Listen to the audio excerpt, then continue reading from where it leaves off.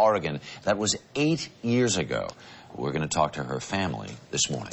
Also ahead, there are some problems with Madonna's plan to take a little boy home from Africa. A child welfare group in Malawi is trying to block the adoption. We're going to have all the details. First, we want to get right to our top story, that major earthquake in Hawaii. The 6.6 quake struck early Sunday on the northwest coast of the Big Island.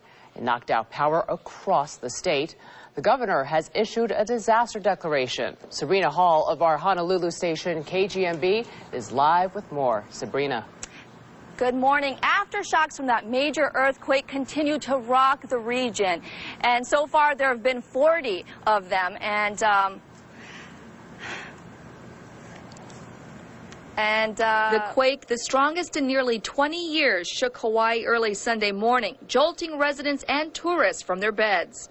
Really scary. It was really loud, and the whole high-rise started shaking back and forth. Everything was just shaking. Doors were opening and shutting. The doors were slamming closed, and best I can tell you is that all I can feel is my feet were lifting off the ground a little bit. The quake, centered off the Kona coast of the Big Island, was felt across the island chain. It was big enough to trigger a tsunami, but didn't. Some hospitals and hotels had to be evacuated due to structural damage.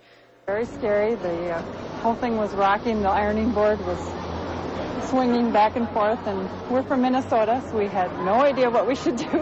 To make matters worse, heavy rain triggered landslides, and the quake caused power plants to shut off automatically, resulting in statewide outages. To repower up takes some time. It's not like flipping on a light switch, and it's much more difficult the larger the plant is. While airports remain functioning, flights have been canceled, leaving passengers stranded.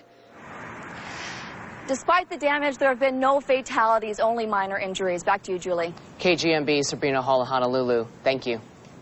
Rod Haraga is director of the Hawaii Department of Transportation. He is in Honolulu this morning. Good morning, Mr. Haraga. Good morning, Julie. Well, we know that the governor has issued a disaster declaration. Can you describe the level of damage in Hawaii? Well, the level of damage is still being assessed right now. We know that on the Big Island we have had some problems with road closures, some